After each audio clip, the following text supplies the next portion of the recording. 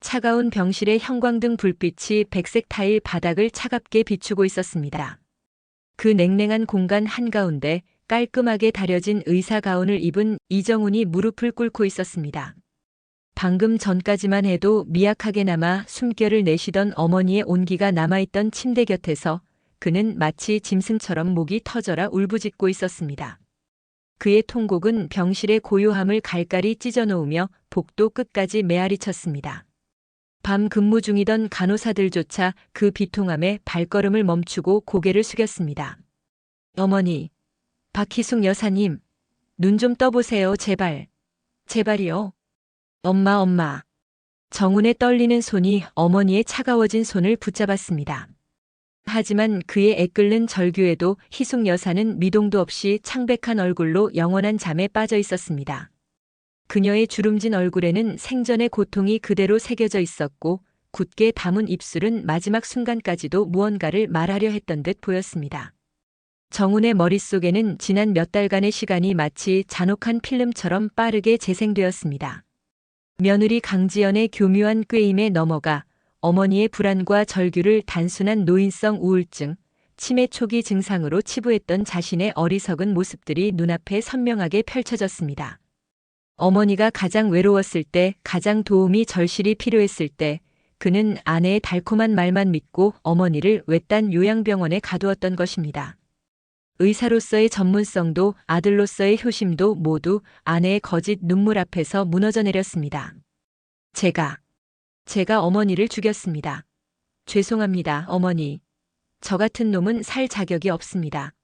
정훈은 피를 토하는 심정으로 바닥을 내리치며 자책했습니다. 의사 가운의 소매가 눈물에 젖어 축축하게 늘어졌습니다. 자신이 의사였음에도 불구하고 아니 의사였기 때문에 오히려 더 쉽게 아내의 거짓말을 믿어버렸다는 사실이 심장을 도려내는 듯 했습니다. 가장 가까운 가족의 고통을 외면하고 아내의 치밀한 속임수에 놀아났다는 현실이 믿어지지 않았습니다. 어머니의 죽음이 단순한 노환이 아니라는 것, 자신이 맹목적으로 신뢰했던 아내의 치밀한 계획과 그 계획 속에 숨겨진 잔혹한 진실이 복잡하게 얽혀있음을 그는 이제야 깨달은 것입니다. 어머니가 돌아가시던 바로 그 순간 그의 귀에 속삭이듯 들렸던 희숙 여사의 마지막 말. 독약. 저 마녀. 정훈아, 네 아내가. 아니다. 그 충격적인 진실은 대체 무엇이길래 이 효자였던 아들을 이토록 비통하게 만들었을까요? 병실 창밖으로는 차가운 가을비가 내리고 있었습니다. 마치 하늘도 이 비극을 슬퍼하는 듯 했습니다. 정훈은 어머니의 차가워진 손을 자신의 이마에 대고 다시 한번 통곡했습니다. 이 비극의 전말은 과연 무엇이었을까요? 완벽해 보였던 결혼 뒤에 숨겨진 악녀의 가면, 그리고 그 가면 속에 감춰진 악녀의 칼날은 어떻게 한 가족을 파멸로 이끌었을까요? 이야기를 시작하기 전에 여러분의 구독과 좋아요는 저에게 큰 힘이 된답니다.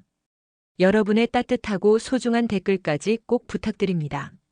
중매 테이블 위에 황금 커플. 서울 강남의 최고급 호텔 스위트룸에는 은은한 샹들리에 불빛이 우아하게 흐르고 있었습니다. 고급스러운 테이블보가 깔린 중매 자리에는 한국 사회가 부러워할 만한 황금 커플이 서로를 마주하고 앉아 있었습니다.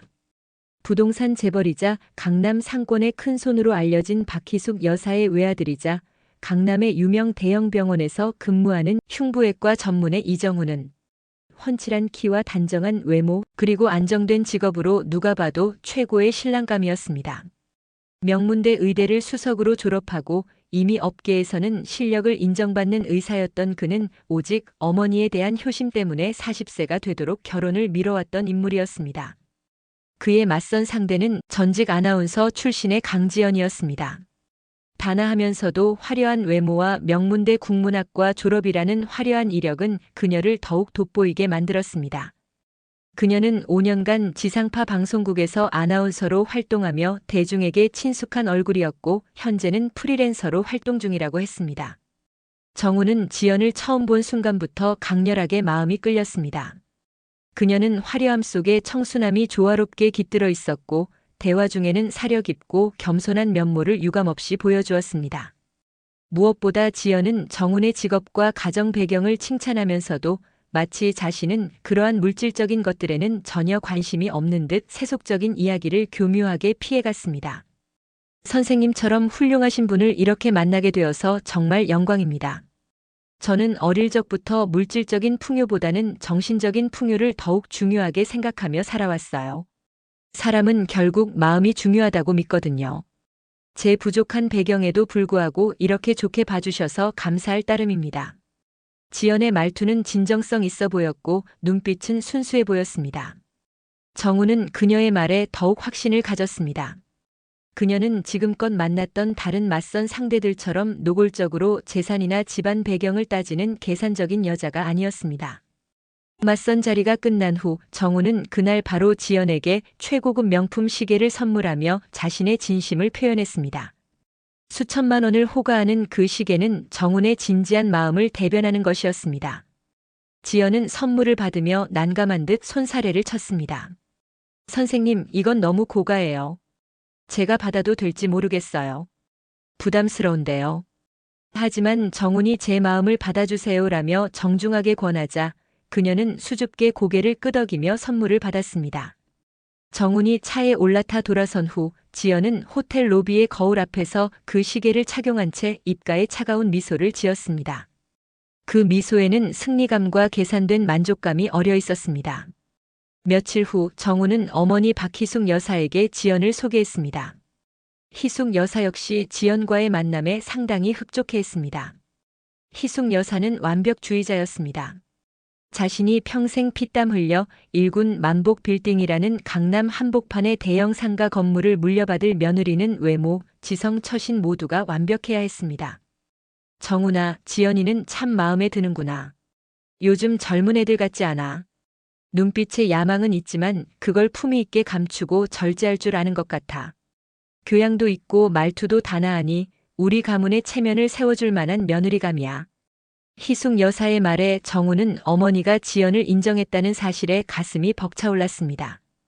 그는 즉시 전화로 지연에게 이 기쁜 소식을 전했고 지연은 공손하고 겸손한 목소리로 대답했습니다. 어머니께 정말 감사하다고 전해주세요. 어머님의 기대에 어긋나지 않도록 평생 노력하겠습니다. 저 같은 사람을 가족으로 받아주셔서 영광입니다. 하지만 전화를 끄는 지연의 손은 어느새 노트북 앞으로 움직이고 있었습니다. 그녀는 만복 빌딩의 정확한 위치가 표시된 인터넷 지도를 확대하며 건물의 시세와 임대 수익을 꼼꼼히 조사하기 시작했습니다. 그녀의 눈빛은 차갑게 빛나고 있었습니다. 결혼을 약속한 후 얼마 지나지 않아 양가의 상견례 자리가 마련되었습니다.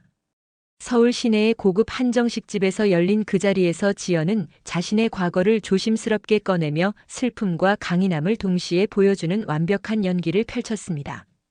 저의 친정 부모님은 제가 정말 어릴 적에 돌아가셨습니다. 아버지는 제가 기억도 하지 못할 만큼 어렸을 때 사고로 돌아가셨고 어머니는 제가 15살 때 세상을 떠나셨어요. 지연의 목소리가 떨렸습니다. 그녀는 잠시 말을 멈추고 물을 한 모금 마신 후 계속 이어갔습니다.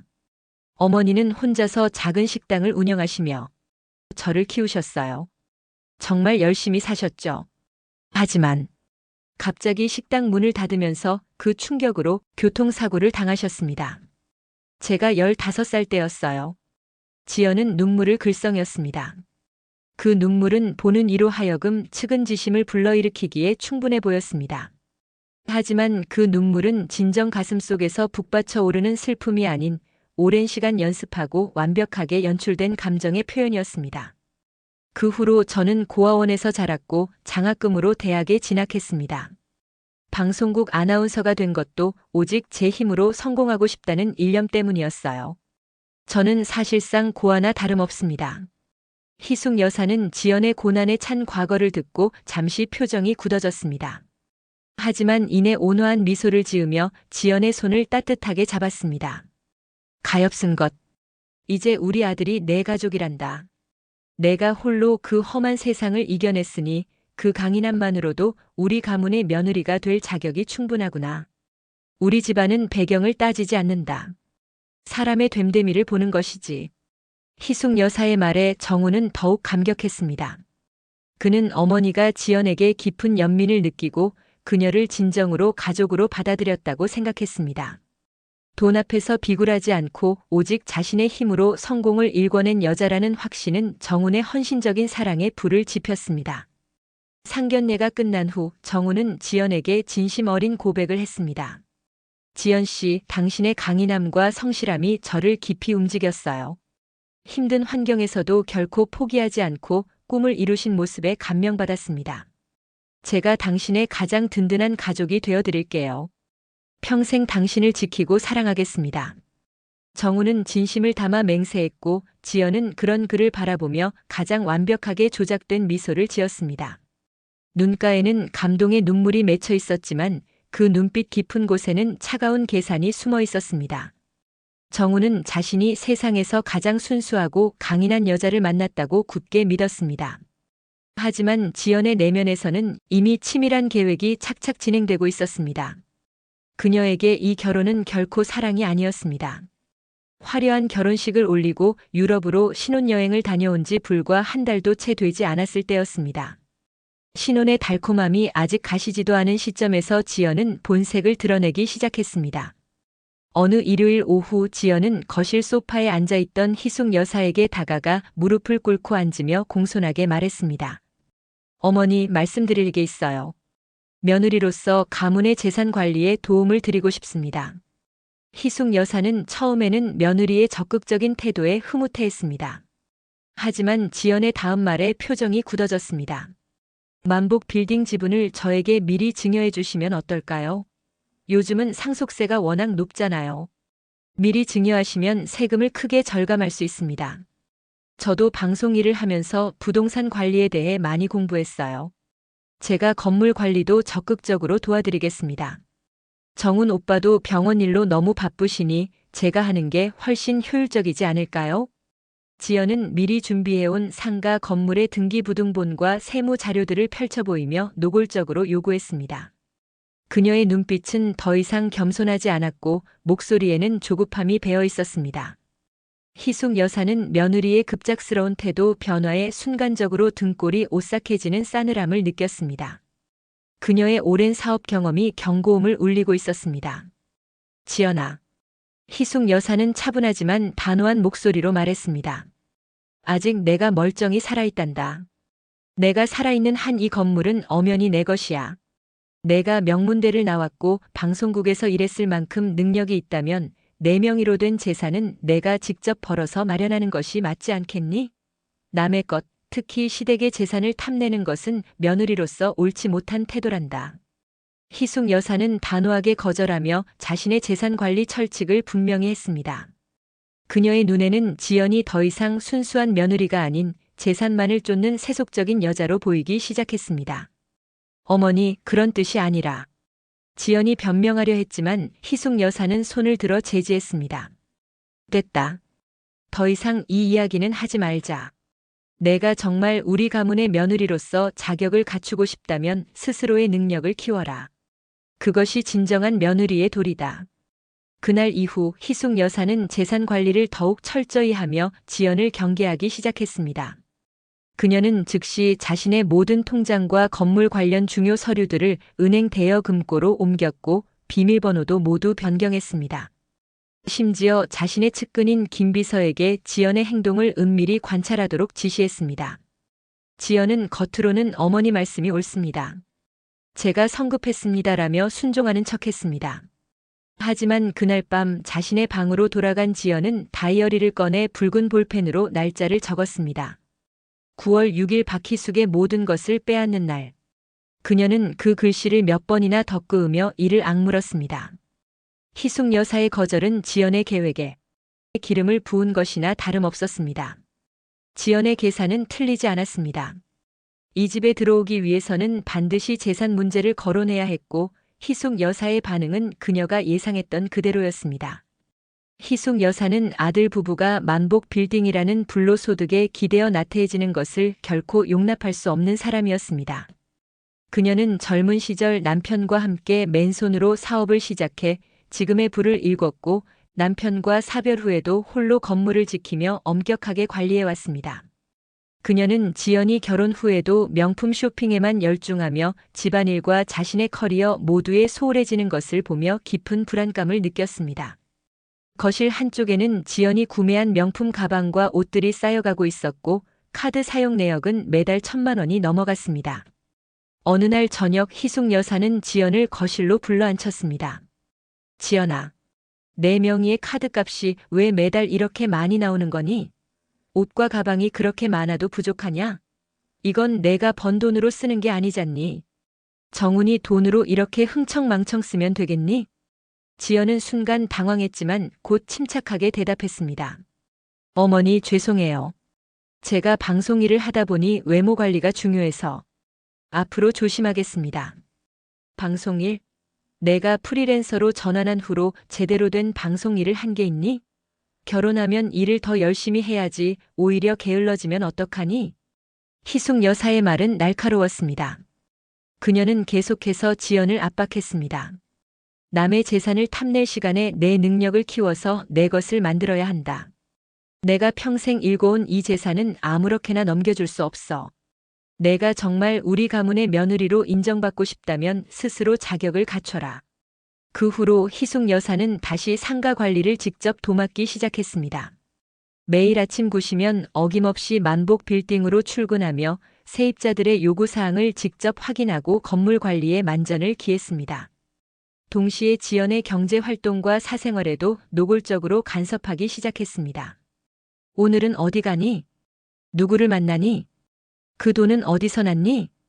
끊임없는 질문과 간섭이 이어졌습니다. 지연은 시어머니의 잔소리가 귀에 거슬렸지만 겉으로는 순종적인 며느리의 가면을 계속 쓰고 있었습니다. 어머니, 제가 정말 부족했습니다. 앞으로는 어머니께 누가 되지 않도록 더욱 노력하겠습니다. 집안일도 열심히 하고 제 일도 찾아보겠습니다. 하지만 지연의 내면에서는 증오심이 끓어오르고 있었습니다. 밤마다 그녀는 방 안에서 이를 갈며 희숙 여사를 저주했습니다. 희숙 여사는 단순히 재산을 가로막는 장애물이 아니라 그녀의 계획을 방해하는 가장 큰 적이었습니다. 어느 날 밤 지연은 노트북을 켜고 인터넷 검색을 시작했습니다. 치매 초기 증상, 노인 치매 유도 방법, 성년 후견인 제도. 그녀는 몇 시간 동안 관련 자료들을 꼼꼼히 읽어내려갔습니다. 희숙 여사를 재산 관리에서 영원히 배제할 치밀한 계획이 그녀의 머릿속에서 서서히 구체화되고 있었습니다. 지연의 계획은 치밀하면서도 잔혹했습니다. 희숙 여사의 정신을 서서히 쇠약하게 만들어 스스로 재산 관리를 포기하게 만들고 동시에 사회적으로 완전히 고립되게 만드는 것이었습니다. 주변 사람들이 모두 희숙 여사를 치매 환자로 인식하게 만든다면 그 누구도 그녀의 말을 믿지 않을 것이었습니다.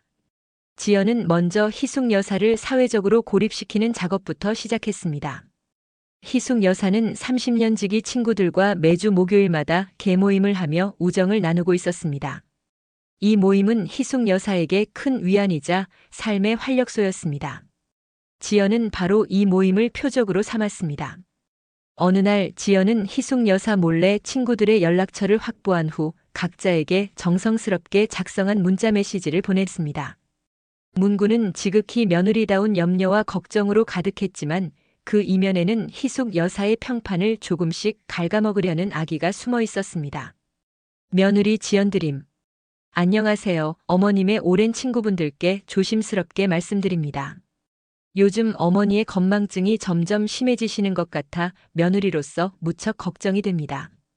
며칠 전에는 통장 비밀번호를 잊으셔서 한참을 헤매셨고 지난주에는 제게 용돈을 주셨는지 안 주셨는지 기억을 못 하시더라고요. 병원에 모시고 가려 해도 완강히 거부하셔서 난감한 상황입니다. 혹시 모임에서 어머님이 평소와 다르거나 이상한 말씀을 하시더라도 너그러이 이해해 주시면 감사하겠습니다. 제가 최선을 다해 잘 모시겠습니다.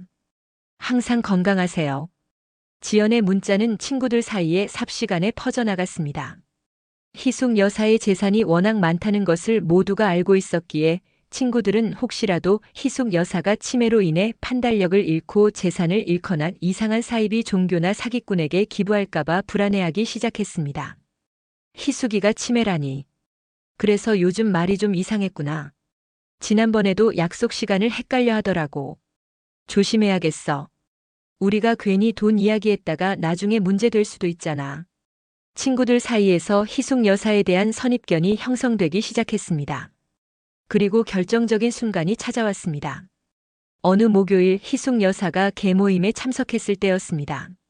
식사 후 계산을 하는 과정에서 희숙 여사가 잠시 계산을 틀렸습니다. 사실 그것은 누구나 할 수 있는 사소한 실수였습니다. 이번 달 회비가 50만 원이었나? 내가 30만 원만 냈네. 친구 중 한 명이 조심스럽게 말했습니다. 희수가 이번 달은 50만 원 맞아. 내가 분명 50만 원 냈어. 내가 확인했거든. 아니야, 나는 30만 원만. 희숙 여사가 주장하려는 순간 친구들은 불안한 눈빛으로 서로를 쳐다보며 수군거렸습니다. 모두의 머릿속에는 지연이 보낸 문자 메시지가 떠올랐습니다. 역시 치매가 시작됐나 봐. 돈 계산도 제대로 못하시네. 그날 이후 친구들의 태도가 눈에 띄게 달라졌습니다. 희숙 여사가 무슨 말을 해도 그래 하며 대충 넘기거나 희수가 그건 내가 잘못 기억하는 거야라며 그녀의 말을 부정했습니다. 심지어 희숙 여사를 빼고 따로 모임을 갖는 일도 생겼습니다. 가장 믿었던 30년 지기 친구들에게까지 외면당하자 희숙 여사는 심한 우울감과 배신감에 빠졌습니다. 밤마다 혼자 방에 앉아 한숨을 쉬었습니다. 내가 정말 치매가 오는 건가? 친구들이 다 나를 피하는데. 내가 이대로 판단력을 잃으면 안 되는데. 자존심이 강했던 희숙 여사는 아들 정훈에게도 이 사실을 차마 말하지 못하고 홀로 괴로워했습니다. 그녀는 점점 사회적으로 고립되어 갔고 그것은 정확히 지연이 의도한 바였습니다. 지연은 집 안에서도 희숙 여사를 끊임없이 심리적으로 압박했습니다. 희숙 여사의 불안감을 극대화하고 스스로 자신의 기억력과 판단력을 의심하게 만드는 것이 목표였습니다. 지연의 가스라이팅 작전은 치밀하고 교묘했습니다. 첫 번째 공작은 물건 옮기기였습니다. 희숙 여사가 가장 소중하게 여기는 고려시대 청자 도자기가 있었습니다. 희숙 여사는 그 도자기를 항상 거실 장식장 가운데에 정성스럽게 보관해 두었습니다. 어느 날 밤 희숙 여사가 잠든 사이 지연은 조용히 거실로 내려와 그 도자기를 화장실 앞 구석으로 옮겨 놓았습니다. 그리고 다음 날 아침 일부러 큰 소리로 외쳤습니다. 어머니, 이게 무슨 일이에요? 어머니, 그 귀한 도자기를 왜 화장실 앞에 두셨어요? 제가 지나가다가 발로 차서 깨질 뻔했잖아요. 잠에서 깬 희숙 여사는 황급히 거실로 나왔습니다. 정말로 도자기가 화장실 앞에 놓여 있었습니다. 이게 내가 여기에 둔 게 아닌데. 희숙 여사는 당황했습니다. 분명 자신은 도자기를 원래 자리에 두었다고 기억했습니다. 하지만 현실은 달랐습니다. 어머니, 어제 저녁에 청소하신다고 옮기셨잖아요. 제가 분명히 봤어요. 괜찮으세요? 요즘 깜빡깜빡 하시는 것 같아 걱정돼요. 지연의 확신에 찬 말투에 희숙 여사는 더욱 혼란스러워졌습니다. 내가 정말 옮겨놓고 잊은 건가? 두 번째 공작은 식사 메뉴 조작이었습니다. 어느 날 저녁 희숙 여사는 분명히 갈비찜을 먹었습니다. 정훈이 좋아하는 메뉴라 직접 정성껏 만든 음식이었습니다. 하지만 다음 날 점심 지연은 태연하게 말했습니다. 어머니, 어제 저녁 된장찌개 정말 맛있었어요. 어머니 손맛은 정말 최고세요. 뭐? 어제는 갈비찜을 했는데? 희숙 여사가 반박하자 지연은 놀란 표정을 지으며 정훈을 쳐다봤습니다. 오빠, 어제 저녁에 뭐 드셨어요? 정훈은 휴대폰을 보며 대충 대답했습니다. 응? 된장찌개 아니었어? 나 뭐 먹었는지 잘 기억 안 나는데. 어머니, 분명히 된장찌개셨어요. 오빠도 그렇게 말씀하시잖아요. 왜 자꾸 갈비찜을 드셨다고 하세요? 어머니, 제가 말씀드렸잖아요. 요즘 깜빡하시는 게 많아지셨다고. 지연의 목소리에는 걱정이 가득했지만 그 눈빛은 차갑게 빛나고 있었습니다. 희숙 여사는 강하게 주장했습니다. 아니야. 나는 분명히 갈비찜을 만들었어. 내가 직접 고기를 재워서. 하지만 지연은 부드럽게 희숙 여사의 손을 잡으며 말했습니다. 어머니, 괜찮아요. 나이 드시면 기억이 가물가물할 수 있어요. 저희가 이해합니다. 혹시 모르니 병원에 한번 가보시는 게 어떨까요? 정은도 옆에서 거들었습니다. 엄마, 지연이 말이 맞아. 엄마가 요즘 건망증이 좀 심해지신 건 사실이잖아. 괜찮아, 나이 드시면 다 그래. 너무 걱정하지 마. 희숙 여사는 아들에게조차 기억력이 떨어진 노인 취급을 당하고 있다는 생각에 극심한 정신적 고통을 겪었습니다. 자신의 기억을 믿을 수 없게 되는 것, 그것은 정체성의 붕괴나 다름없었습니다. 세 번째 공작은 약속 시간 조작이었습니다. 희숙 여사는 매주 화요일 오후 2시에 미용실에 가는 습관이 있었습니다. 하지만 어느 주 월요일 밤 지연은 희숙 여사가 잠든 사이 몰래 그녀의 휴대폰으로 미용실에 전화를 걸어 예약을 수요일로 변경했습니다. 화요일 오후 2시 희숙 여사가 미용실에 도착하자 직원이 당황하며 말했습니다. 사모님, 예약이 내일로 되어 있는데요. 어제 전화로 변경하셨잖아요. 뭐라고? 내가 그런 적 없는데? 희숙 여사는 당황했지만 미용실 직원은 통화 기록까지 보여주며 확인시켜 주었습니다. 분명히 희숙 여사의 휴대폰 번호로 전화가 왔다는 것이었습니다. 집으로 돌아온 희숙 여사는 혼란스러웠습니다. 내가 정말 전화했나? 기억이 안 나는데. 지연은 그런 희숙 여사를 보며 걱정스러운 표정으로 말했습니다. 어머니, 괜찮으세요? 얼굴이 안 좋으신데. 혹시 무슨 일 있으세요? 희숙 여사의 불안감은 날이 갈수록 심해졌습니다. 자신의 기억을 믿을 수 없게 되면서 그녀는 점점 자신감을 잃어갔습니다. 밤에는 잠을 제대로 이루지 못했고 낮에는 멍하니 앉아있는 시간이 많아졌습니다. 지연은 그런 희숙 여사의 모습을 정훈에게 일일이 보고했습니다. 오빠, 어머니가 요즘 너무 이상하세요. 자꾸 물건을 잃어버리시고 약속도 잊으시고.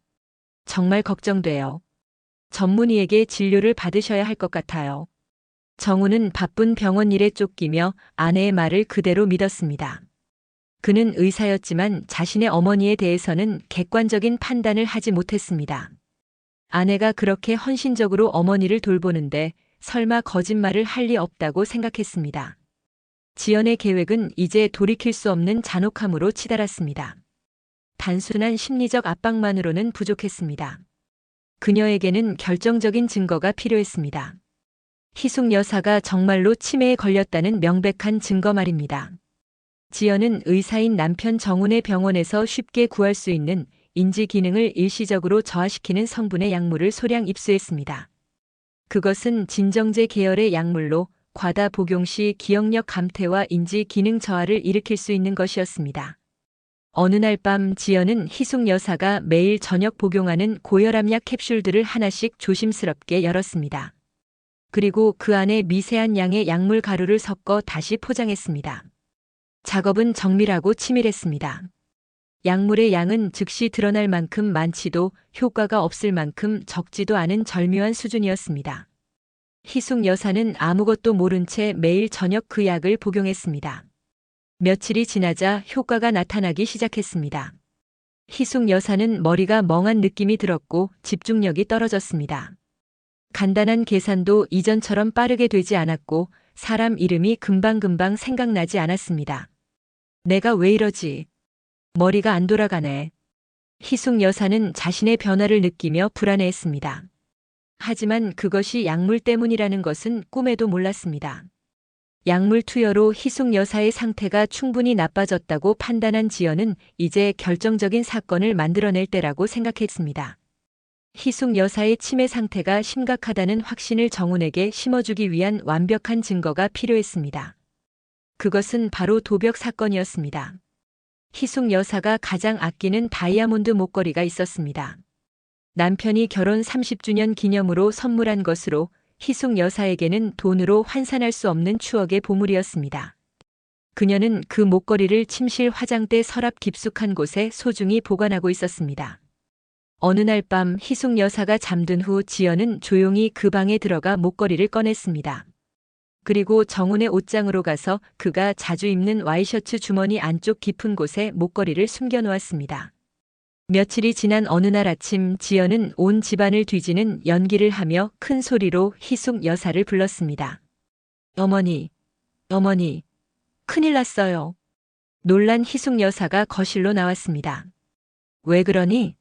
무슨 일이야? 어머니, 어제 그 귀한 다이아몬드 목걸이 어디다 두셨어요? 온 집안을 뒤져도 없어요. 혹시 어디 맡기셨어요? 아니면 누가 가져간 거 아니에요? 지연의 목소리에는 진짜 걱정이 담긴 것처럼 들렸습니다. 희숙 여사는 깜짝 놀라 자신의 방으로 뛰어갔습니다. 화장대 서랍을 열어보니 정말로 목걸이가 사라져 있었습니다. 이게 어떻게 된 거지? 분명히 여기 있었는데. 희숙 여사는 자신이 목걸이를 어디에 두었는지 아무리 생각해도 기억나지 않았습니다. 그녀는 필사적으로 기억을 되찾으려 했지만 지연이 투여한 약물 때문에 머릿속은 짙은 안개처럼 흐릿했습니다. 어머니, 혹시 다른 곳에 옮겨 놓으신 거 아니에요? 천천히 생각해 보세요. 지연은 겉으로는 희숙 여사를 도우려는 척했지만 내심 계획대로 되어가는 것에 만족했습니다. 희숙 여사는 온 집안을 뒤졌지만 목걸이를 찾을 수 없었습니다. 그날 저녁 퇴근한 정훈에게 지연은 조심스럽게 말했습니다. 오빠 어머니가 그 귀한 목걸이를 잃어버리셨대요. 어디 두셨는지 기억을 못하세요. 뭐? 그 목걸이를? 정훈도 놀랐습니다. 그 목걸이가 어머니에게 얼마나 소중한 것인지 잘 알고 있었기 때문입니다. 며칠이 지난 후 정훈이 옷을 갈아입다가 우연히 와이셔츠 주머니 안쪽에서 무언가 딱딱한 것을 발견했습니다. 꺼내보니 바로 어머니의 다이아몬드 목걸이였습니다. 이게 왜 여기 있지? 정훈은 당황하며 지연을 불렀습니다. 지연은 목걸이를 보자마자 눈물을 흘리기 시작했습니다. 오빠, 이게 무슨 일이에요? 어머니가 오빠 옷에 목걸이를 숨기신 거예요? 엄마가 왜 내 옷에? 오빠 이건 치매 증상이에요. 도벽이 생기신 거예요. 물건을 숨겨놓고 기억을 못 하시는 거라고요. 오빠 어쩌면 좋아요. 어머니 상태가 제가 생각했던 것보다 훨씬 심각한 것 같아요. 지연은 정훈의 품에 안기며 슬픈 표정을 지었습니다. 정훈은 어머니가 자신의 옷에 목걸이를 숨긴 사실을 보고 큰 충격을 받았습니다. 그날 저녁 정훈은 어머니와 마주 앉았습니다. 엄마, 목걸이 찾았어요. 제 옷 주머니에 있었어요. 뭐? 내 옷 주머니에? 그럴 리가. 내가 왜 거기에? 희숙 여사는 당황했습니다. 자신은 절대 그런 적이 없다고 확신했지만 증거는 명백했습니다. 엄마, 괜찮아요. 나이 드시면 그럴 수 있어요. 우리 병원에 좋은 신경과 선생님 계시니까 한번 검진 받아보시는 게 어때요? 희숙 여사는 아들의 눈빛에서 연민과 걱정을 읽었습니다. 그 순간 깨달았습니다. 자신의 아들조차 이제 자신을 치매 환자로 보고 있다는 것을 말입니다. 정훈아, 엄마는 치매가 아니야. 누군가 엄마를 이상하게 만들고 있어. 하지만 정훈은 어머니의 손을 잡으며 부드럽게 말했습니다. 엄마, 이해해요. 받아들이기 힘드실 거예요. 하지만 빨리 치료받으시면 진행을 늦출 수 있어요. 제가 엄마를 도와드릴게요. 희숙 여사는 절망에 빠졌습니다. 그 누구도 자신의 말을 믿지 않았습니다. 의사인 정훈은 자신의 전문 지식과 임상 경험으로 어머니의 증상을 객관적으로 판단할 수 있었음에도 불구하고 아내 지연의 지극한 간병 연기와 교묘한 거짓말에 완전히 속아 넘어가고 있었습니다. 사실 정훈이 조금만 더 주의 깊게 관찰했더라면 어머니의 증상이 일반적인 치매 패턴과는 다르다는 것을 알 수 있었을 것입니다. 치매는 점진적으로 진행되는 질환인데 어머니의 증상은 너무 급격하게 나타났습니다. 또한 어떤 날은 멀쩡하다가 어떤 날은 심하게 혼란스러워하는 등 증상의 기복이 너무 심했습니다. 하지만 정훈은 그런 의심을 하지 않았습니다. 아내가 매일 밤 그에게 어머니의 이상한 행동들을 자세히 보고했고 그는 그것을 그대로 믿었습니다. 오빠, 오늘 어머니가 또 이상한 말씀을 하셨어요. 자기를 누가 감시한다고 음식에 무언가를 탄다고. 피해망상 증세가 심해지시는 것 같아요. 오빠, 오늘 아침에는 어머니가 저를 다른 사람으로 착각하셨어요. 저를 보고 당신 누구야? 왜 우리 집에 있어? 라고 하시는 거예요. 오빠, 어머니가 자꾸 화장실을 못 찾으세요. 평생 사신 집인데. 오빠, 이러다가 큰일 나는 거 아니에요? 지연의 보고는 매일 이어졌고 그때마다 정훈은 어머니에 대한 걱정이 깊어졌습니다. 하지만 동시에 그는 아내의 헌신에 깊이 감동했습니다. 지연이가 정말 엄마를 잘 돌봐주고 있구나. 며느리로서 정말 훌륭해. 정우는 밤늦게 퇴근해서도 어머니를 직접 돌보지 않았습니다. 바쁜 병원 일을 핑계로 모든 것을 아내에게 맡겼습니다. 그리고 아내가 어머니를 위해 희생하고 있다고 착각했습니다. 어느 날 정우는 어머니와 마주 앉아 진지하게 이야기를 나누려 했습니다. 엄마, 병원에 가보자. 내가 아는 최고의 신경과 교수님께 진료받게 해드릴게. 엄마가 불안하신 건 알지만 빨리 정확한 진단을 받고 적절한 치료를 시작해야 더 악화되지 않아. 정훈의 말은 겉으로는 걱정하는 듯 했지만 그 속에는 이미 어머니를 환자로 규정하고 통제하려는 의도가 숨어 있었습니다. 희숙 여사는 아들의 손을 뿌리쳤습니다. 그녀의 눈에는 눈물이 가득했습니다. 나는 환자가 아니다. 정훈아, 내 며느리가 나를 이렇게 만들고 있어. 그 여자가 나를 괴롭히고 있다고. 이상한 약을 나에게 먹이고 있어. 제발 엄마 말 좀 믿어줘. 희숙 여사의 절규는 절박했습니다. 하지만 정훈에게 그 말은 치매 환자의 전형적인 피해망상으로밖에 들리지 않았습니다. 신경과 교과서에서 배운 대로 치매 환자들은 자주 가까운 가족을 의심하고 피해망상을 보인다고 했습니다. 바로 그때 지연이 거실로 들어왔습니다. 그녀는 정훈의 팔짱을 끼며 눈물을 글썽이며 속삭였습니다. 어머님이 많이 불안하신가 봐요. 오빠, 어머님 말씀에 상처받지 마세요. 어머님이 지금 많이 혼란스러우신 거예요. 제가 옆에서 더 잘 도와드릴게요. 제가 어머님을 지킬게요. 정우는 지연의 헌신에 다시 한번 감동했습니다. 그는 지연이야말로 어머니를 진정으로 생각하고 사랑하는 사람이라고 굳게 믿었습니다. 지연아, 고마워. 내가 없었으면 어땠을까? 엄마도 너 만나서 정말 복 받으신 거야. 지연은 고개를 숙이며 겸손한 척했지만 그 입가에는 미세한 미소가 번졌습니다. 며칠 후 지연은 정훈에게 더욱 심각한 제안을 했습니다. 오빠, 제가 요즘 많이 고민했어요. 어머니의 재산이 워낙 많잖아요. 혹시라도 어머니 상태가 더 나빠지시면 이상한 사람들이 어머니를 이용해서 재산을 빼돌리려고 할 수도 있어요. 요즘 그런 사기꾼들이 얼마나 많은데요. 그게 무슨... 오빠, 우리가 어머니의 성년 후견인이 되어야 해요. 그래야 어머니의 재산을 안전하게 지킬 수 있어요. 이건 어머니를 위한 일이에요. 우리가 법적으로 보호자가 되어서 어머니가 판단력을 잃으셨을 때 대신 결정해드리는 거예요. 지연의 논리는 그럴듯했습니다. 정우는 잠시 고민했지만 곧 고개를 끄덕였습니다. 그래. 내 말이 맞아. 엄마 재산을 지키는 것도 효도지.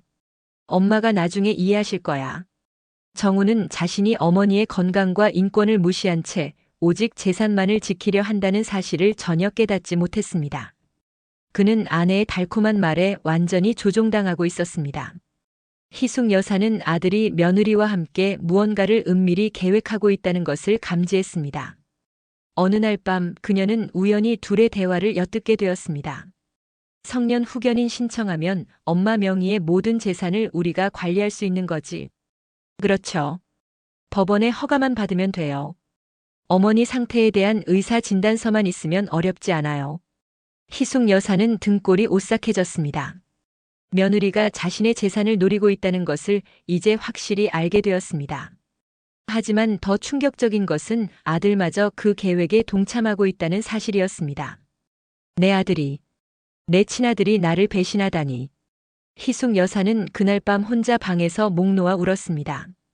하지만 그 누구도 그녀의 울음소리에 귀 기울이지 않았습니다. 지연은 모든 것을 치밀하게 준비했습니다. 그녀는 이미 몇 달 전부터 한 신경과 의사와 접촉하고 있었습니다. 그 의사는 경제적으로 어려운 처지였고 지연은 그의 약점을 정확히 파악하고 있었습니다.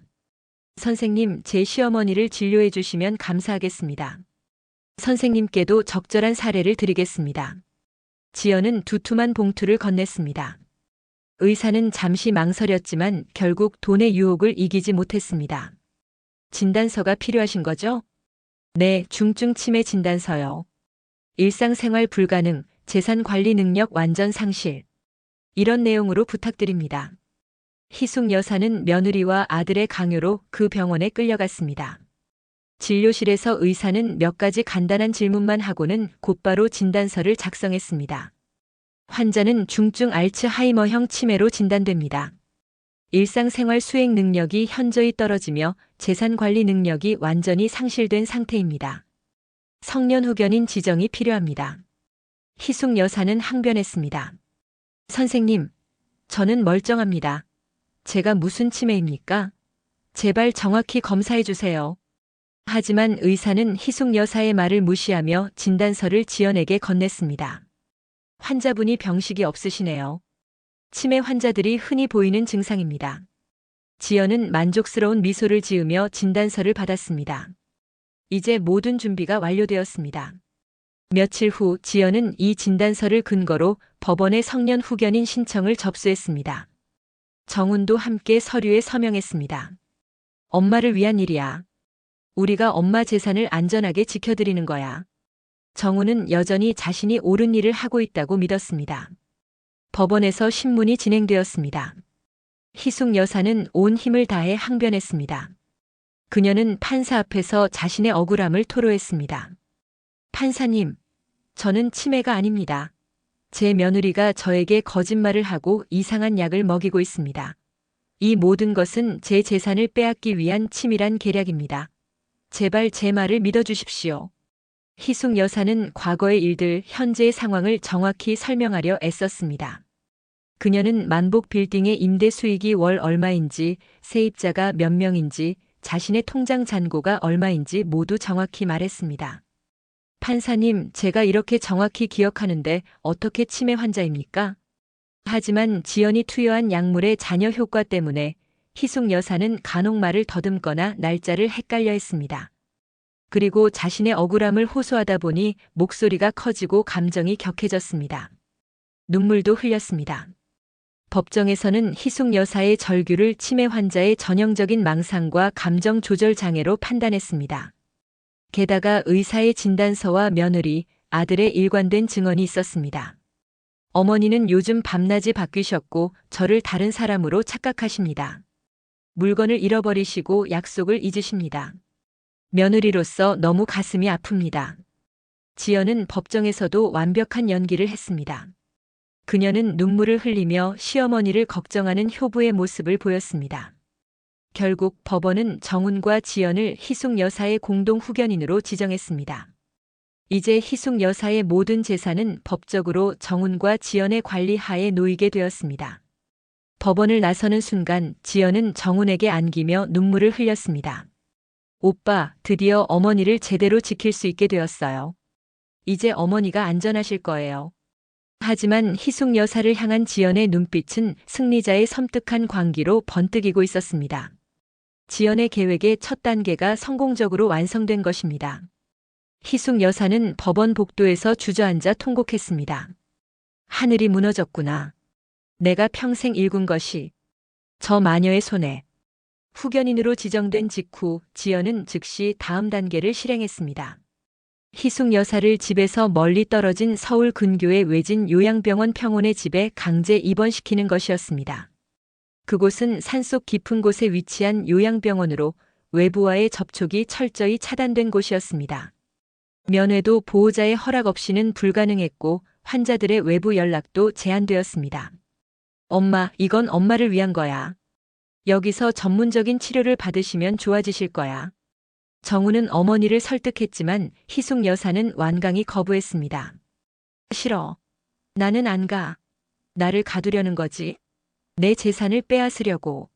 하지만 법적 후견인의 권한으로 희숙 여사의 의사와 무관하게 강제 입원이 가능했습니다. 요양병원 직원들이 희숙 여사를 부축해서 병실로 데려갔습니다. 놓아요. 나 여기 있기 싫어요. 집에 가야 한다고요.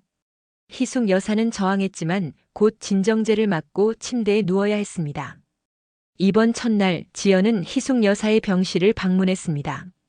정훈은 병원 업무로 바빠서 함께 오지 못했고 지연 혼자 왔습니다.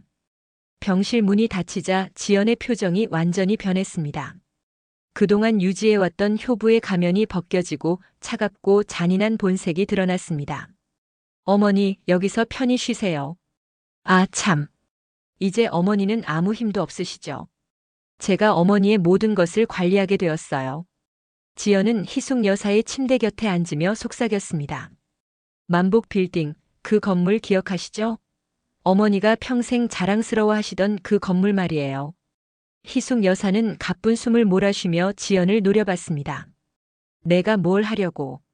지연은 희숙 여사의 얼굴에 자신의 얼굴을 바짝 가까이 대고 속삭였습니다. 이 건물이 어머니 같은 사람들 손에 있는 것이 얼마나 많은 사람들에게 고통이었는지 아세요? 저는 어머니로부터 이 건물을 빼앗을 거예요. 그리고 어머니가 제 엄마에게 했던 것처럼 어머니도 돈 때문에 비참해져야 해요. 희숙 여사는 지연의 눈빛에서 섬뜩한 광기를 읽었습니다. 그것은 단순한 탐욕이 아닌 뼈에 사무친 증오심이었습니다. 너 처음부터 복수하려고. 맞아요. 저는 2년 전 우연히 어머니가 그 건물주라는 걸 알게 됐어요. 그리고 어머니에게 아들이 있다는 것도요. 그때부터 계획했어요. 어머니의 아들과 결혼해서 어머니의 모든 것을 빼앗고 어머니를 이렇게 만들 거라고요. 희숙 여사는 소스라치게 놀랐습니다. 모든 것이 계획된 복수극이었다는 것을 이제야 깨달았습니다. 내 아들은, 정훈이는, 정훈 오빠는 아무것도 몰라요. 그 사람은 그냥 제 계획의 도구일 뿐이에요. 착하고 순진한 의사 선생님. 엄마를 사랑하는 효자. 그런 사람일수록 쉽게 속일 수 있죠. 지연은 일어서며 차갑게 말했습니다. 이제 어머니는 여기서 조용히 지내세요. 아무도 어머니 말을 믿지 않을 거예요. 어머니는 이미 치매 환자니까요. 편히 쉬세요, 어머니. 제가 어머니의 건물을 잘 관리하겠습니다. 지연이 병실을 나가려는 순간 희숙 여사가 마지막 힘을 다해 외쳤습니다. 정훈이한테 다 말할 거야. 지연은 문 앞에서 돌아보며 비웃었습니다. 말씀하세요. 누가 믿을까요? 치매 환자의 망상이라고 할 텐데요. 문이 닫혔습니다. 희숙 여사는 절망 속에서 통곡했습니다. 희숙 여사를 요양병원에 가둔 지연은 곧바로 행동에 나섰습니다. 그녀는 정훈에게 어머니 병문안을 자주 가야 하니까 제가 건물 관리를 도와드리겠다고 말하며 만복 빌딩의 관리 권한을 넘겨받았습니다. 정훈은 바쁜 병원 일로 건물 관리까지 신경 쓸 여력이 없었기에 아내의 제안을 흔쾌히 받아들였습니다. 그래, 지연아. 내가 해줄 수 있으면 정말 고맙지. 엄마도 이제 못하시니까. 잘 부탁해. 드디어 지연은 만복 빌딩에 들어섰습니다. 20년 만에 다시 밟는 이 건물. 그녀는 로비에 서서 천천히 주위를 둘러보았습니다. 이 빌딩을 보는 순간 지연에게는 자신의 지옥과 구원이 동시에 떠올랐습니다. 그녀의 눈앞에는 20년 전의 기억이 생생하게 재생되었습니다. 20년 전 만복 빌딩 3층 작은 식당. 어린 지연은 당시 학교가 끝나면 언제나 엄마가 운영하는 작은 식당으로 달려갔습니다. 지연이네 밥상이라는 소박한 이름의 그 식당은 엄마 혼자서 운영하는 곳이었습니다. 엄마, 나왔어요. 우리 딸 왔구나. 배고프지? 엄마가 김치찌개 끓여놨어. 먹어. 엄마는 항상 지친 얼굴이었지만 딸을 볼 때만은 환하게 웃었습니다. 그때는 가난했지만 행복했습니다. 엄마는 새벽 5시에 일어나 장을 보고 밤 10시까지 식당을 운영했습니다. 주말도 쉬지 않았습니다. 모든 것이 딸 지연을 위해서였습니다. 지연아, 엄마가 이 식당 열심히 해서 너 대학 꼭 보낼 거야. 너는 엄마처럼 고생하면 안 돼. 공부 열심히 해서 훌륭한 사람 되어야 해. 응. 엄마, 나 열심히 할게. 2년간 피땀 흘려 일한 결과 식당은 조금씩 자리를 잡아갔습니다. 단골 손님도 늘어났고 수입도 안정되었습니다. 엄마는 희망을 품기 시작했습니다. 그러던 어느 날 건물주 박희숙 여사가 식당을 방문했습니다. 사장님, 이번 달부터 임대료가 2배로 오릅니다. 그리고 계약 갱신은 어렵습니다. 다른 세입자가 더 좋은 조건을 제시했거든요. 다음 달까지 나가주세요. 엄마는 땅이 꺼지는 것 같았습니다. 사모님, 제발 한 번만 봐주세요. 저희 이제 막 자리 잡았어요. 조금만 더 시간을 주세요. 임대료도 제가 어떻게든 마련하겠습니다. 제발. 엄마는 희숙 여사 앞에 무릎까지 꿇었습니다. 하지만 희숙 여사는 냉정했습니다. 사업은 감정이 아닙니다. 계약은 계약이에요.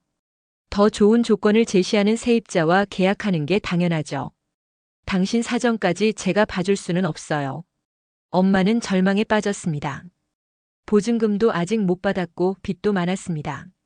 식당을 나가면 다시 시작할 방법이 없었습니다. 그날 밤 엄마는 정신없이 거리를 헤매다 교통사고를 당했습니다. 마주오던 차를 피하지 못하고 그대로 부딪혔습니다. 엄마, 엄마, 제발 눈 떠보세요. 엄마 없으면 전 어떻게 하라고요? 엄마 죽으면 안 돼, 제발. 학원에서 돌아온 어린 지연은 피투성이가 된 엄마 옆에서 울부짖었습니다. 구급차가 왔지만 수술비가 없어서 제대로 된 치료를 받을 수 없었습니다. 지연은 필사적으로 희숙 여사를 찾아갔습니다. 비 오는 날 어린 소녀가 건물주 사무실 앞에서 무릎 꿇고 빌었습니다. 아줌마, 제발 우리 엄마 살려주세요. 수술비가 없어요. 보증금이라도 빌려주세요. 나중에 꼭 갚을게요. 제발이요. 우리 엄마 죽으면 안 돼요. 제발 도와주세요. 우리 엄마 살려주세요. 하지만 희숙 여사는 차가운 눈빛으로 내려다보며 말했습니다. 세입자가 퇴거를 해야지만 돈을 줄 수 있다. 지금은 한 푼도 못 준단다. 내 엄마가 운이 없었던 것이지. 나도 어쩔 수 없구나.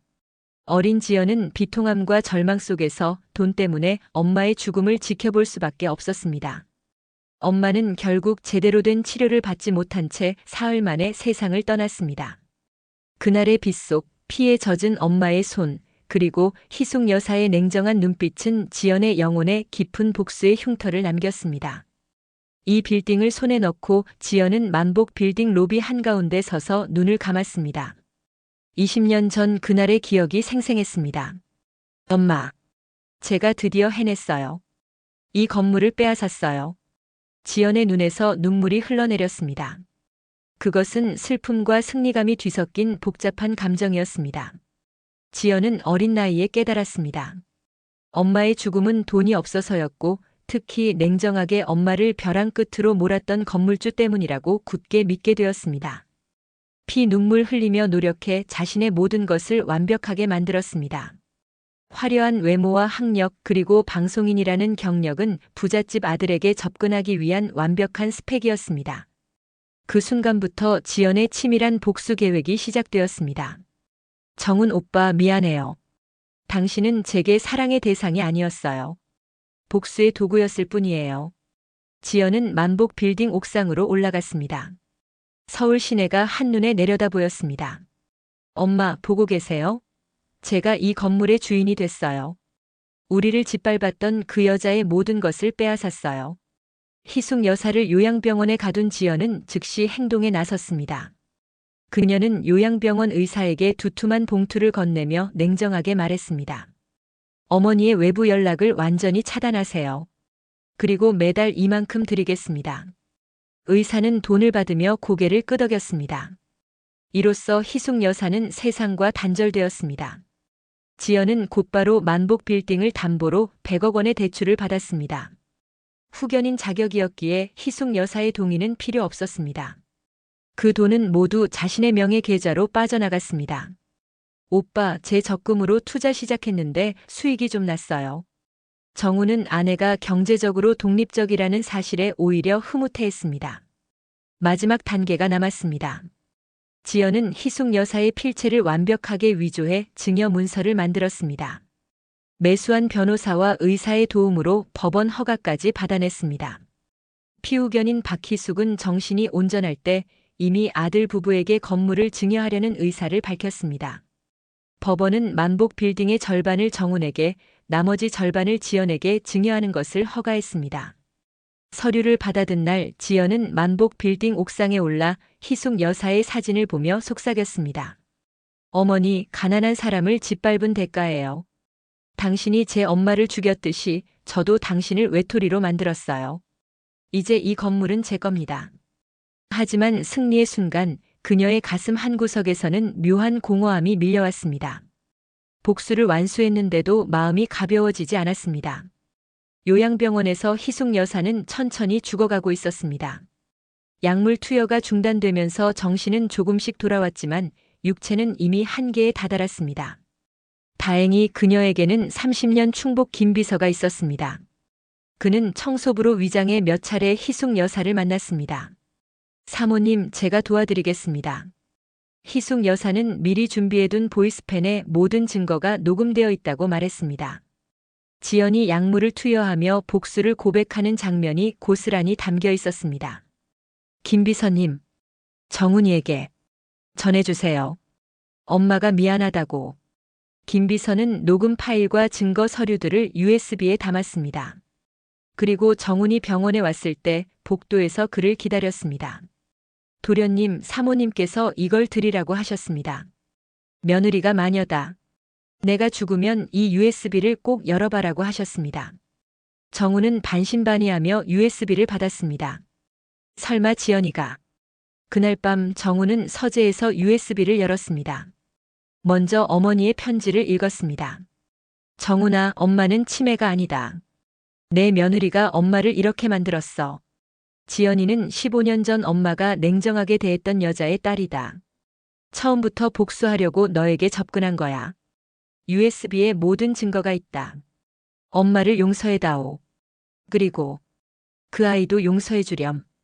그 아이도 피해자란다. 손이 떨렸습니다. 정훈은 녹음 파일을 재생했습니다. 어머니는 제 엄마를 죽였어요. 돈 때문에 사람을 죽인 대가를 치러야죠. 이제 이 건물은 내 거예요. 정훈 오빠는 그냥 제 계획의 도구일 뿐이에요. 정훈은 의자에서 미끄러지듯 바닥에 주저앉았습니다. 이 약 오빠 병원에서 구한 거예요. 어머니의 인지 기능을 떨어뜨리는 약이죠. 어머니, 제가 뭘 한 거예요? 정훈이 통곡하는 순간 휴대폰이 울렸습니다. 보호자님, 환자분 위독합니다. 지금 당장 오셔야 합니다. 정훈은 급히 일어났습니다. 서재 문이 열리며 지연이 들어왔습니다. 컴퓨터 화면에 USB 파일을 본 그녀의 얼굴이 창백해졌습니다. 오빠, 비켜. 정훈의 차가운 목소리에 지연은 얼어붙었습니다.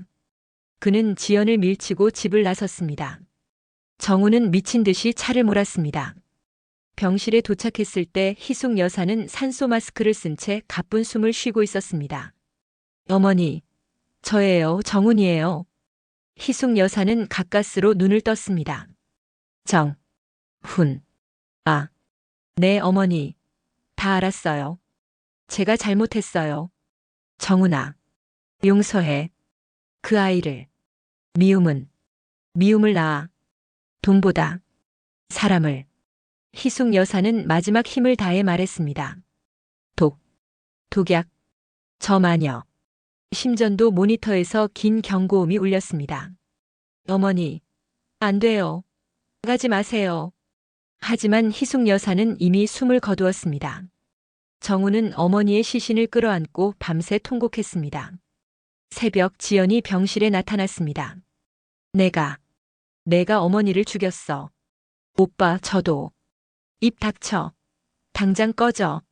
장례 3일째 희숙 여사의 관이 화장로 앞에 놓였습니다. 정훈은 관을 부여잡고 울부짖었습니다. 어머니, 가지 마세요. 저 혼자 어떻게 살아요? 제가 어머니를 배신했어요. 관이 화장로 속으로 들어가는 순간 정훈은 바닥에 무너졌습니다. 지연은 멀리서 그 장면을 지켜보며 처음으로 깨달았습니다. 자신이 한 사람의 인생을 완전히 파괴했다는 것을 말입니다. 정훈은 49제가 끝날 때까지 침묵했습니다. 하지만 그는 복수를 치밀하게 준비하고 있었습니다. 김비서와 함께 모든 증거를 정리했습니다. 녹음 파일, 약물 분석 결과, 뒷돈 송금 내역, 위조된 서류, 중매인의 증언. 대한민국 최고의 변호사들을 영입했습니다. 저 여자를 법적으로 완벽하게 파멸시키겠습니다. 한 달 후 지연은 법원 소장을 받았습니다. 이혼 소송과 함께 고의적 학대치사, 사기, 횡령 혐의의 형사고소였습니다. 법정은 방청객으로 가득했습니다. 전직 아나운서의 시어머니 학대 사건은 언론의 집중 조명을 받았습니다. 정훈의 변호사가 녹음 파일을 재생했습니다. 당신은 내 어머니를 죽였어. 돈 때문에 사람을 죽인 대가를 치러야죠. 법정이 술렁였습니다. 지연의 얼굴이 창백해졌습니다. 증인석에 선 정훈이 말했습니다. 피고는 제 어머니의 재산을 빼앗기 위해 저에게 접근했습니다. 이 결혼은 처음부터 복수극이었습니다. 지연의 차례가 왔습니다. 그녀는 모든 것을 인정하기로 했습니다. 네, 맞습니다. 저는 복수했어요. 그녀는 이성을 잃고 절규했습니다. 20년 전 박희숙은 제 엄마를 벼랑 끝으로 몰았어요. 임대료를 올리고 퇴거시켰죠. 제 엄마는 그 충격으로 교통사고로 죽었어요. 15살이었어요. 저는 피투성이 엄마 옆에서 박희숙에게 빌었어요. 하지만 그 여자는 돈이 없다. 내 엄마가 운이 없었다고 했어요. 법정이 숙연해졌습니다. 그래요. 가난한 사람을 짓밟은 대가를 받은 거잖아요. 정훈 씨도 마찬가지예요. 당신도 어머니를 외면한 불효자예요. 지연의 고백은 충격이었습니다. 이것은 단순한 범죄가 아닌 탐욕과 복수가 얽힌 비극이었습니다. 판결이 내려졌습니다. 피고 강지연에게 징역 8년을 선고합니다. 이혼을 인정하며 피고는 모든 재산 권리를 상실하고 위자료 10억 원을 지급하며 만복 빌딩 지분을 반환해야 합니다. 지연은 그 자리에서 무너졌습니다. 8년 후 출소한 지연은 강남역에서 전단지를 돌리고 있었습니다. 낡은 패딩을 입고 얼굴에는 세월의 흔적이 깊었습니다. 저 여자 시어머니 죽인 그 여자 아니야? 사람들의 수군거림이 들렸지만 그녀는 고개를 들 수 없었습니다. 한때 명품백을 들던 그녀는 이제 하루 5만 원을 벌기 위해 거리를 헤맸습니다. 고시원 방에서 거울을 보며 그녀는 눈물을 흘렸습니다. 내가 뭘 위해 그랬을까? 복수는 성공했지만 그 대가로 모든 것을 잃었습니다. 정훈은 만복 빌딩을 매각하고 박희숙 기념재단을 설립했습니다. 어려운 소상공인들을 돕고 과거 어머니가 상처 입혔을 사람들에게 사과했습니다. 제 어머니가 과거에 잘못을 저질렀습니다. 진심으로 사과드립니다. 재단은 성장했고 많은 사람들이 도움을 받았습니다. 어느 날 거리에서 전단지를 돌리는 지연과 마주쳤습니다. 두 사람의 눈이 잠시 마주쳤지만 정훈은 그녀를 지나쳐 걸어갔습니다. 더 이상 아무런 감정도 없었습니다. 지연은 그의 뒷모습을 보며 중얼거렸습니다. 미안해요. 정말 미안해요. 1년 후 재단에 지연의 편지가 도착했습니다. 진심으로 사과드립니다. 복수라는 이름으로 저는 또 다른 범죄를 저질렀습니다. 제 어머니가 원하셨던 건 제가 행복하게 사는 것이었는데 증오에 사로잡혀 모두를 파괴했습니다. 용서를 구하지는 않겠습니다. 다만 부디 행복하세요. 정훈은 편지를 서랍에 넣고 다시 일상으로 돌아갔습니다. 어머니의 묘 앞에서 그는 조용히 말했습니다. 어머니, 저는 이제 탐욕으로부터 벗어난 삶을 살겠습니다. 돈보다 사람을 먼저 생각하겠습니다. 그리고 지연이도 용서하려 합니다. 어머니께서 마지막에 하신 말씀 용서하라는 그 말씀을 지키겠습니다. 가을바람이 불어왔습니다. 정훈은 묘소를 떠나며 다시 한번 뒤돌아보았습니다. 그의 마음속에는 더 나은 사람이 되겠다는 다짐이 자리 잡고 있었습니다. 인간의 탐욕과 복수심이 한 가정을 어떻게 파멸시킬 수 있는지, 그리고 그 속에서 뒤늦게 깨달은 정의와 속죄가 얼마나 큰 대가를 치러야 하는지를 보여주는 이 비극적인 이야기는 이렇게 막을 내렸습니다. 박희숙의 탐욕은 지연의 어머니를 죽음으로 몰았고 지연의 복수심은 박희숙과 정훈의 삶을 파괴했습니다. 그리고 그 과정에서 모두가 피해자이자 가해자가 되었습니다. 하지만 그 비극 속에서도 한 가지 희망이 있었습니다. 정훈이 선택한 속죄와 용서의 길이었습니다. 돈이 아닌 사람을 먼저 생각하는 것, 과거의 잘못을 인정하고 바로잡으려 노력하는 것, 증오의 연쇄를 끊고 용서를 선택하는 것. 그것이 바로 이 비극이 우리에게 전하는 교훈이었습니다. 탐욕은 또 다른 탐욕을 낳고 복수는 또 다른 복수를 낳는다. 이 악순환을 끊을 수 있는 것은 오직 용서와 속죄뿐이었습니다. 이 이야기를 들으며 여러분의 생각을 댓글로 남겨주세요.